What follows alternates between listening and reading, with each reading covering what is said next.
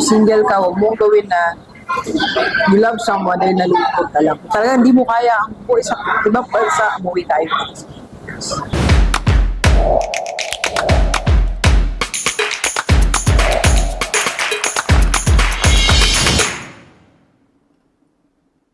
Balik naman tayo, deliver sa mga OFW.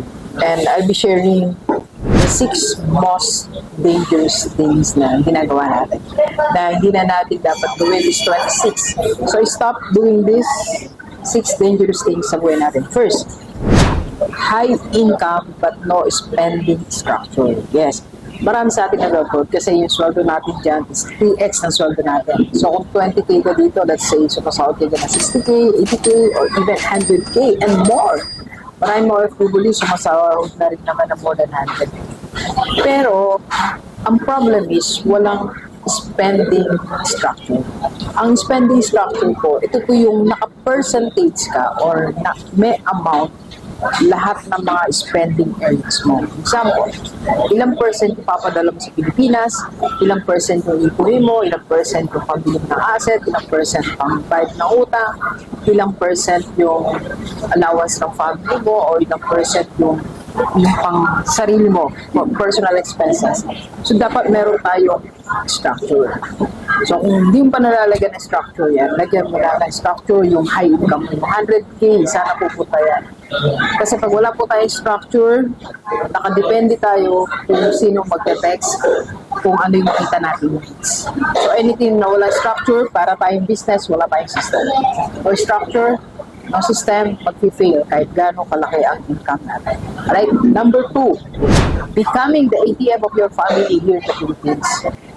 I did a lot of vlogs already sa ginagawa tayong ATM. Bakit ba hindi natin na-stop yan? Dapat meron lang talagang certain amount, sabi ko sa first item natin is meron ka lang certain area na pinapadala sa Pilipinas. Don't be the ATM. And number 3, lifestyle upgrade immediately. Ang bilis natin mag-upgrade ng lifestyle natin. Example, 3 months pa lang tayo dyan, copies mo, nag-change ka ng cellphone, move ka ng loan, bili ka ng gamit mo. So, ikaw mismo, nagsimula na pagka-upgrade ng lifestyle mo.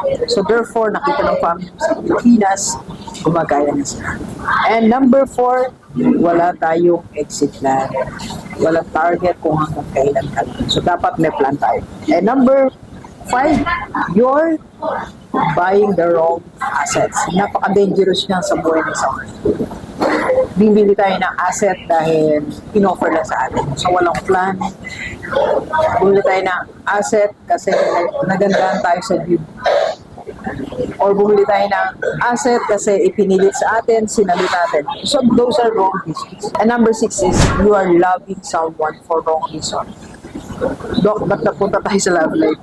You know, I've been to different countries already. Marami na ako na pinapuntahan dito sa Asia na nakakausap natin mga OFW, and I also coach different OFWs na rin na talagang dumarating sa punto kailangan nilang umibig. Una-una, nalulungkot sila. Pangalawa, tutulungan sila ng tao na yun. And third, gumagati sila dito sa Manila, sa buhay sa Pilipinas. There are many reasons, but these are wrong reasons.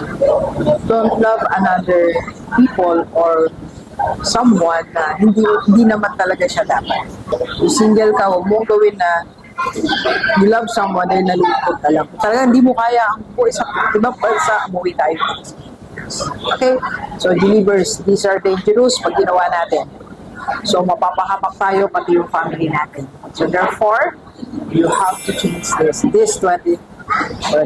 Let's go. Kapit tayo. Okay.